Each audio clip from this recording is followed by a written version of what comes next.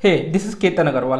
तो mutual fund से related कुछ बातें मैं आपको बताऊंगा जो कि काफ़ी शॉकिंग हो सकती है आपके लिए एंड काफ़ी इंफॉर्मेटिव भी होने वाली है। एंड आपको ये भी बताऊंगा कि म्यूचुअल फंड से कोई बेहतर इन्वेस्टमेंट भी है कि आपके पास जो कि ज़्यादा रिस्की भी ना हो एंड म्यूचुअल फंड से बेटर रिटर्न भी दे सके। तो उसके बारे में भी हम डिस्कस करेंगे कि वो प्रोडक्ट क्या है एंड वहाँ पर आपको इन्वेस्टमेंट करना चाहिए कि नहीं करना चाहिए एंड उसको हम थोड़ा सा कंपेयर करेंगे म्यूचुअल फंड के साथ।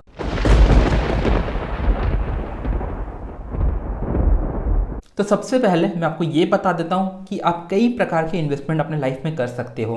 जैसा कि फिक्स डिपॉजिट में इन्वेस्टमेंट कर सकते हो, एनपीएस में कर सकते हो, पीपीएफ में कर सकते हो, बॉन्ड्स में कर सकते हो, इक्विटी मार्केट में कर सकते हो, या तो एलआईसी जैसे इंश्योरेंस कंपनीज में भी आप इन्वेस्टमेंट कर सकते हो। बट आज के इस वीडियो में मेरा ज़्यादा फोकस है बॉन्ड्स एंड इक्विटी को लेके एंड वो भी म्यूचुअल फंड के थ्रू इन्वेस्टमेंट करना, ना कि डायरेक्टली। तो म्यूचुअल फंड भी दो तीन प्रकार की हो सकती है, जैसे कि debt mutual fund, equity mutual fund and तीसरा होता है हाइब्रिड म्यूचुअल फंड, जो कि एक मिक्सचर होता है डेट एंड इक्विटी का। एंड डेट म्यूचुअल फंड भी कई प्रकार की हो सकती है, जैसे कि liquid fund, corporate bond fund या तो गिल्ड फंड। तो अलग अलग प्रकार की डेट म्यूचुअल फंड होती है। एंड इसी प्रकार इक्विटी म्यूचुअल फंड को भी कई प्रकार से बांटा जा सकता है।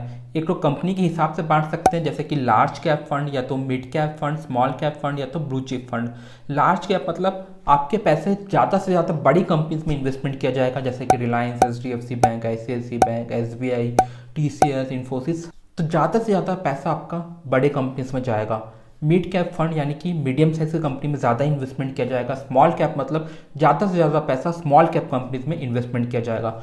एंड ब्लू चिप मतलब ऐसे कंपनीज जो कि काफ़ी स्टेबल है, काफ़ी लंबे समय से प्रॉफिट मेकिंग कंपनीज हैं, तो उस टाइप की कंपनीज को हम ब्लू चिप कंपनीज बोलते हैं। उसके बाद इक्विटी म्यूचुअल फंड को आप सेक्टर के हिसाब से भी डिवाइड कर सकते हैं। तो ऐसा कोई म्यूचुअल फंड जो कि ज़्यादा से ज़्यादा कंसंट्रेशन फाइनेंशियल सेक्टर में रखता हो, या तो आईटी में रखता हो, या तो नेचुरल रिसोर्सेज में रखता हो, या तो फिर इंफ्रास्ट्रक्चर में रखता हो, तो इस प्रकार से भी म्यूचुअल फंड को डिज़ाइन किया जाता है। एंड और एक खास प्रकार का म्यूचुअल फंड होता है जिसको कि हम ईएलएसएस बोलते हैं। यहाँ पे आपको इनकम टैक्स का बेनिफिट मिलता है अंडर सेक्शन 80C। एंड यहाँ पे आपको 1.5 लाख का इनकम टैक्स बेनिफिट मिल सकता है अगर आप इस प्रकार के म्यूचुअल फंड में इन्वेस्टमेंट करते हैं, जिसको कि ईएलएसएस बोला जाता है। तो ध्यान रखें, यहाँ पे आपको लॉक इन पीरियड होता है 3 साल का। एंड यहाँ पे अब हम कुछ इंपॉर्टेंट जागरण कवर कर लेते हैं म्यूचुअल फंड से रिलेटेड, जो कि आपको अक्सर सुनने को मिलता होगा जब भी आप म्यूचुअल फंड में इन्वेस्टमेंट करना चाहते हैं, जैसा कि एनएवी या तो एयूएम या तो फिर एग्जिट लोड या तो फिर एक्सपेंस रेशियो या तो फिर शार्प रेशियो। तो ये सब जागरण का क्या मतलब होता है, इसको हम थोड़ा सा डिटेल्स में कवर कर लेते हैं। तो यहाँ पे सबसे पहले हम कवर कर लेते हैं एनएवी। तो एनएवी क्या होता है? एनएवी मतलब नेट एसेट वैल्यू। तो एक म्यूचुअल फंड का जो नेट एसेट वैल्यू होता है, आप उसको डायरेक्टली कंपेयर कर सकते हैं किसी भी शेयर के शेयर प्राइस से। ठीक है, तो जैसे हर एक शेयर का एक शेयर प्राइस होता है, वैसे हर एक म्यूचुअल फंड का एक नेट एसेट वैल्यू होता है। तो उस प्राइस से हम उस म्यूचुअल फंड को खरीदते हैं या तो बेचते हैं। तो एनएवी किस तरह से ऊपर या नीचे होता है, एक छोटा सा एग्जाम्पल हम देख के समझ लेते हैं। तो सपोज टोटल 5 इन्वेस्टर्स हैं एंड एक फंड है जिसका कि एनएवी इस वक्त 10 रुपये का है। तो 5 इन्वेस्टर्स ने 30 यूनिट करके खरीदा एक म्यूचुअल फंड का, तो टोटल हो गया 150 यूनिट। 5 × 30 करोगे 150 यूनिट एक म्यूचुअल फंड का सपोज सेल हुआ, तो 150 यूनिट × 10 करोगे यानी कि 1500 रुपये इस म्यूचुअल फंड को मिला, जो कि एयूएम हो जाएगा उस म्यूचुअल फंड का, एसेट अंडर मैनेजमेंट। ठीक है, एंड 1500 रुपये आप समझ गए कि वो 1500 रुपये म्यूचुअल फंड को मिला इन्वेस्टमेंट करने के लिए। सो उस 1500 रुपये को इस प्रकार से सपोज इन्वेस्टमेंट किया गया, हर एक कंपनी का एक एक सपोज शेयर खरीदा गया, टोटल 1500 रुपया मार्केट में इन्वेस्टमेंट हो गया। एंड अब हुआ क्या, 1 साल के बाद सारे स्टॉक्स के अंदर हमें गेन देखने को मिला एंड जो इन्वेस्टमेंट 1500 का था वो उसका वैल्यू अब हो गया 2000। तो अब 2000 को 150 यूनिट से अब डिवाइड करोगे तो एनएवी आ जाएगा 13.33। तो ध्यान रखें, पहले एनएवी 10 था, अब बढ़ के 13.33 हो गया। तो इस प्रकार से इन्वेस्टर्स म्यूचुअल फंड में कमाते हैं जब किसी भी म्यूचुअल फंड का एनएवी ऊपर जाता है। एंड ऊपर क्यों जाता है? जब उसके अंदर स्टॉक्स ऊपर जाते हैं। तो एनएवी आप समझ गए कि किस तरह से कैलकुलेट किया जाता है। एंड एनएवी से एक एक्सपेंस रेशियो माइनस किया जाता है, जो कि एक टाइप का मैनेजमेंट का फी होता है आपके फंड को मैनेज करने का। तो यहाँ पे एक्सपेंस रेशियो 1% से 1.5% के बीच में हो सकता है। एंड एयूएम जैसा कि मैंने आपको बोला था अभी, एसेट अंडर मैनेजमेंट, तो हमारे केस में एयूएम 1500 रुपीज़ था जब कंपनी को 1500 रुपये का इन्वेस्टमेंट मिला था। एंड उसके बाद होता है एग्जिट लोड या तो एंट्री लोड। तो ज़्यादातर फंड में एंट्री लोड नहीं होता है, सिर्फ एग्जिट लोड होता है। तो एग्जिट लोड कुछ इस प्रकार का हो सकता है कि exit load 1% if redeem with in 15 days. तो सपोज अगर आप 1 तारीख को इन्वेस्टमेंट किए किसी भी म्यूचुअल फंड में एंड 15 तारीख से पहले अगर आप विड्रॉ करते हो तो 1% एक्स्ट्रा चार्ज किया जाएगा आपके विड्रॉल के टाइम में। तो उसको हम बोलते हैं 1% का एग्जिट लोड।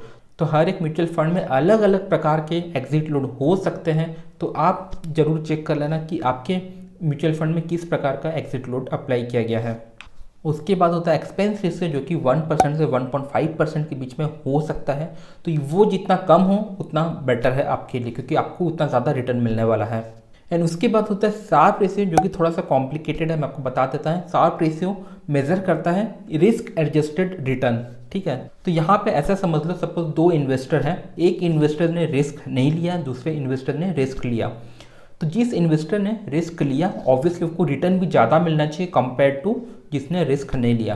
तो उसको हम बोलते हैं रिस्क एडजस्टेड रिटर्न। तो यहाँ पे ये मेज़र किया जाता है कि आपने जो रिस्क लिया तो उसकी वजह से आपने कितने ज़्यादा रिटर्न को जनरेट किया है। तो ये नंबर जितना हायर होता है वो उतना बेटर होता है।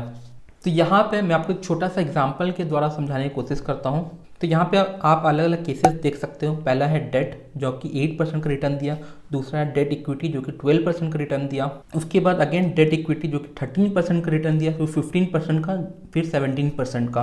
तो यहाँ पे डेट प्लस इक्विटी वाला इन्वेस्टमेंट जहाँ पे 17% का रिटर्न आया वो सबसे ज़्यादा बेटर है, क्योंकि वहाँ पे रिस्क भी था बट रिटर्न भी सबसे ज़्यादा आया compare to other funds. But आपको इस प्रकार का परसेंटेज दिखने नहीं मिलेगा, आपको इस प्रकार का रेशियो देखने को मिलेगा, जो कि 1.21 या तो 1.4 इस प्रकार का कुछ रेशियो होगा। तो यहाँ पे 1.4 जो है वो बेटर है compare to 1.21।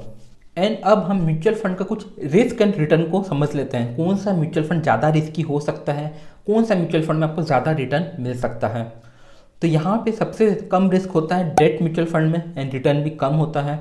Hybrid mutual fund में थोड़ा सा रिस्क ज़्यादा होता है, रिटर्न और ज़्यादा होता है। उसी प्रकार लार्ज कैप फंड में रिस्क और ज़्यादा होता है, रिटर्न और ज़्यादा होता है। एंड लास्ट में आता है स्मॉल कैप फंड, जो कि सबसे ज़्यादा रिस्की होता है, एट द सेम टाइम आपको सबसे ज़्यादा रिटर्न भी दे सकता है। तो स्मॉल कैप कंपनी ज़्यादा रिस्की क्यों होता है एंड आपको वो ज़्यादा रिटर्न क्यों दे सकता है, कैसे दे सकता है, वो मैं आपको समझा देता हूँ।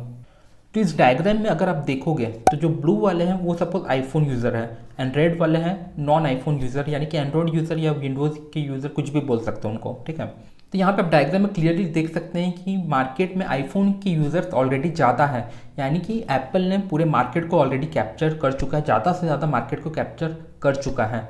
तो ऑब्वियसली कंपनी का रेवेन्यू एंड प्रॉफिट काफ़ी हाई है, but at the same time company के पास ग्रोथ का अपॉर्चुनिटी कम है, क्योंकि मार्केट तो ऑलरेडी कैप्चर हो चुका है। तो एप्पल जैसा कंपनी अब नया कस्टमर्स को क्रिएट नहीं कर सकती है, ठीक है, क्योंकि मार्केट ऑलरेडी कैप्चर कर ली एप्पल ने। एंड अगर यहाँ पे आप सेकेंड डायग्राम को देखते हो तो यहाँ पे आपको 3 टाइप के यूज़र्स मिलेंगे, iPhone user, non iPhone user and noise user, जो कि एक नया फ़ोन आया है मार्केट में, ठीक है। तो यहाँ पे आप देख सकते हैं एप्पल ने काफ़ी मार्केट कैप्चर किया हुआ है, नॉन आईफोन यूज़र ने भी काफ़ी मार्केट कैप्चर किया हुआ है, बट नॉइस का मार्केट इस वक्त काफ़ी छोटा है पूरे वर्ल्ड में, ठीक है। तो उनका सेल्स ऑब्वियसली कम है, प्रॉफिट भी काफ़ी कम है कंपेयर टू एप्पल या तो सैमसंग, ठीक है। बट अगर कंपनी अच्छा प्रोडक्ट मार्केट में डिलीवरी करता है, अच्छे मार्केटिंग टैक्टिक से अगर मार्केट को कैप्चर कर पाता है, अच्छा ग्रोथ दिखा पाता है, तो ऑब्वियसली नॉइस कंपनी में भी अच्छा ग्रोथ आएगा। एंड उनके लिए पूरा मार्केट अभी कैप्चर करना बाकी है, क्योंकि उनका यूज़र्स बहुत छोटा है अभी, but at the same time उनके पास पूरा मार्केट है। आईफोन यूज़र को नॉइस के यूज़र में कन्वर्ट किया जा सकता है, सैमसंग के यूज़र को नॉइस के यूज़र में कन्वर्ट किया जा सकता है, वीवो, ओप्पो, सबको कन्वर्ट किया जा सकता है नॉइस के यूज़र में। तो उस वजह से यहाँ पे ग्रोथ बहुत अच्छा आ सकता है कंपनी के अंदर, एंड इस वजह से कंपनी का रिटर्न भी बहुत अच्छा हो सकता है कंपेयर टू ऑलरेडी जो कि वेल स्टेब्लिश्ड प्लेयर है मार्केट में। तो ये लॉजिक होता है, इस वजह से हमें स्मॉल कैप कंपनीज में ज़्यादा रिटर्न देखने को मिल सकता है कभी कभी compare to large cap companies. तो बेसिकली बस सिंपल सा यही फंडा है कि large cap companies already market capture कर चुकी है, उस वजह से उनके पास ग्रोथ का अपॉर्चुनिटी कम है। स्मॉल कैप कंपनी मार्केट इस वक्त कैप्चर नहीं की है, उस वजह से उनके पास ग्रोथ का अपॉर्चुनिटी बहुत ज़्यादा है। अब हम ये समझ लेते हैं कि आपको म्यूचुअल फंड को कंपेयर कैसे करना है एक दूसरे म्यूचुअल फंड से, ठीक है। तो सबसे पहले आपको ये देखना है कि कोई भी म्यूचुअल फंड का रोलिंग रिटर्न कैसा है। ठीक है, यानी कि आपको क्या करना है, एक म्यूचुअल फंड को 5-5 साल के ब्लॉक में बांटना है एंड हर एक 5 साल के परफॉर्मेंस को कंपेयर करना है दूसरे वाले म्यूचुअल फंड के 5 साल के परफॉर्मेंस से। ठीक है, तो दोनों म्यूचुअल फंड को आप क्या करोगे, 2017 से 22 के बीच में बांट दो, 2012 टू 17 बांट दो, 2007 टू 12 बांट दो। इस तरह से आपको अलग अलग ब्लॉक्स में बांट देना है एंड 5-5 साल के रिटर्न को कंपेयर करना है हर एक 5-5 साल के रिटर्न के दूसरे म्यूचुअल फंड से। इसके बाद आपको ये देखना है कि म्यूचुअल फंड के सेक्टर एलोकेशन कैसा है। ऐसा ना हो कि कोई भी म्यूचुअल फंड एक पर्टिकुलर सेक्टर को ज़्यादा टारगेट करता हो, यानी कि सपोज अगर 60% या तो 40% अगर एक ही सेक्टर के अंदर जा रहा है तो वो थोड़ा सा आपके लिए रिस्की हो सकता है। तो आपको ये देखना है कि म्यूचुअल फंड हर एक सेक्टर में अच्छी तरह से डिवाइड किया गया है कि नहीं किया गया है। ज़्यादा कॉन्सेंट्रेटेड एक ही सेक्टर में अगर कोई भी म्यूचुअल फंड हो तो वो थोड़ा सा ज़्यादा फ्लक्चुएटिंग हो सकता है। एट द सेम टाइम अगर उस पर्टिकुलर सेक्टर में कुछ नेगेटिव न्यूज़ आता है तो आपका म्यूचुअल फंड में अच्छा खासा फॉल भी आ सकता है। तो हमें ये ध्यान रखना है कि सेक्टर एलोकेशन म्यूचुअल फंड का अच्छा हो। एएमसी का ट्रैक रिकॉर्ड अच्छा होना चाहिए। ऐसा ना हो कि एक एएमसी का सपोज 5 म्यूचुअल फंड है, उसमें से एक ही अच्छा परफॉर्म कर रहा है, 4 अच्छा परफॉर्म ना कर रहा हो। तो हमें ये देखना है कि उस एएमसी का सारे म्यूचुअल फंड अच्छा परफॉर्म कर रहे हैं कि नहीं कर रहे हैं। उसके बाद फंड का कुछ हिस्ट्री जरूर होना चाहिए, यानी कि फंड अगर 6 या 7 या 10 साल पुराना है तो हमें जज करने के लिए ईजी हो जाएगा उस म्यूचुअल फंड को कंपेयर टू कोई 1 या 2 साल पुराना म्यूचुअल फंड। फंड का जो एक्सपेंस रेशियो है वो कम होना चाहिए। जैसा कि मैंने आपको पहले बोला, आपको एग्जिट लोड को कंपेयर करना है हर एक म्यूचुअल फंड का, किसका एग्जिट लोड आपको बेटर लगता है, चीप लगता है, आप उसमें इन्वेस्टमेंट कर सकते हैं। ध्यान रखें अदर फैक्टर्स को भी आपको देखना है। एंड शार्प रेशियो अगर हायर है तो वो बेटर है। एंड आपको कंपेयर करना है म्यूचुअल फंड के रिटर्न को मार्केट के रिटर्न के साथ। तो अगर लार्ज कैप म्यूचुअल फंड है तो आप उसको कंपेयर करना है निफ्टी 50 के साथ। अगर स्मॉल कैप म्यूचुअल फंड है तो निफ्टी स्मॉल कैप से कंपेयर करना, आपको मिड कैप है तो निफ्टी मिड कैप के साथ आपको कंपेयर करना होगा। तो इस तरह से आपको कंपैरिजन करना है एंड आपको ये देखना है कि मार्केट रिटर्न से बेटर परफॉर्म कर रहा है कि नहीं कर रहा है म्यूचुअल फंड। एंड आपको ये भी ध्यान रखना है कि आपका जो फंड मैनेजर है वो बार बार चेंज तो नहीं हो रहा है। ऐसा भी हो सकता है कि कोई म्यूचुअल फंड बहुत अच्छा परफॉर्म कर रहा हो एंड आप उसमें इन्वेस्टमेंट किए एंड उसके बाद उसका फंड मैनेजर चेंज हो चुका है एंड वो फंड मैनेजर किसी और कंपनी के द्वारा हायर कर लिया गया है एंड आपको लगेगा कि आपका म्यूचुअल फंड तो अच्छा परफॉर्म करेगा, बट वो नहीं करेगा क्योंकि जो फंड मैनेजर अच्छा रिटर्न ला के दे रहा था वो जा चुका है उस कंपनी से।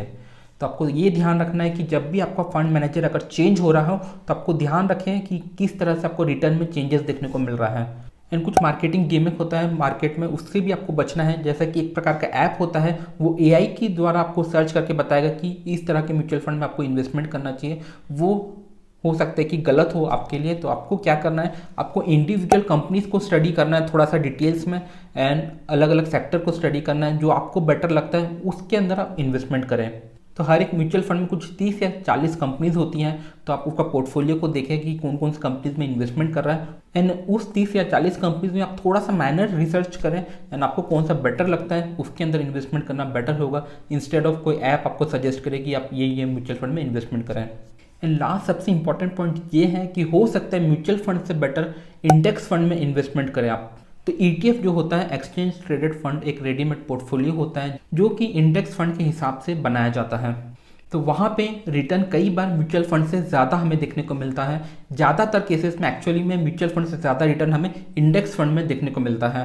तो यहाँ पे आपको मैं कुछ एग्जांपल दिखा देता हूँ, आपको प्रूफ करके दिखा दूंगा कि किस तरह से आपको ETF जो कि इंडेक्स फंड होता है वहाँ पे आपको ज़्यादा रिटर्न मिल सकता है म्यूचुअल फंड के कंपेरिजन में।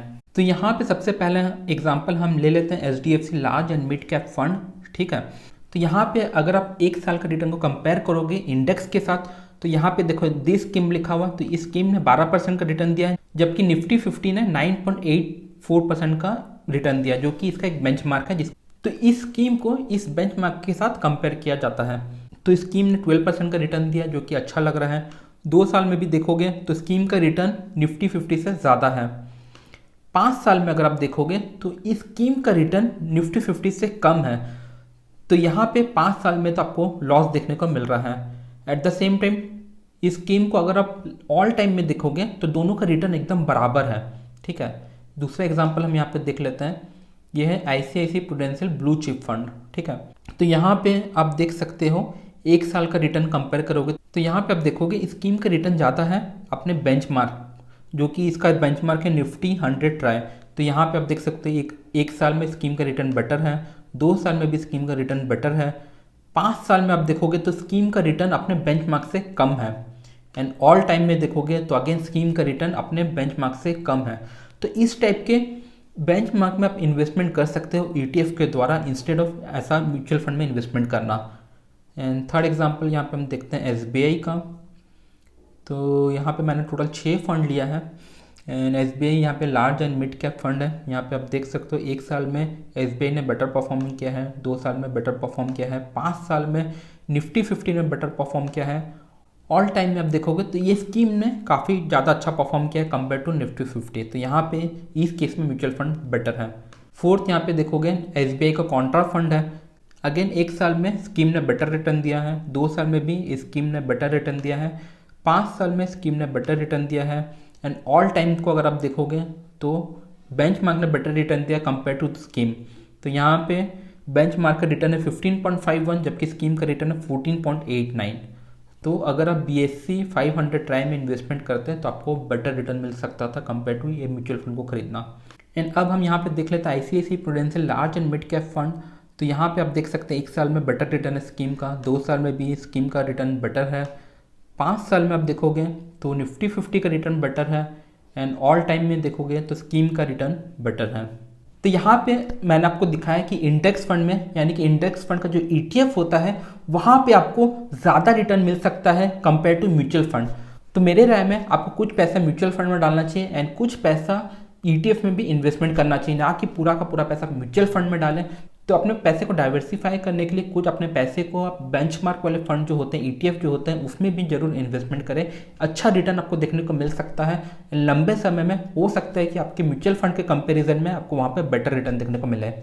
दूसरा सबसे बड़ा फायदा, फंड मैनेजर चेंज होने से आपके फंड को कोई भी नुकसान नहीं पहुंचेगा, कोई भी चेंजेस आपको वहाँ पे देखने को नहीं मिलेगा ETF के केस में।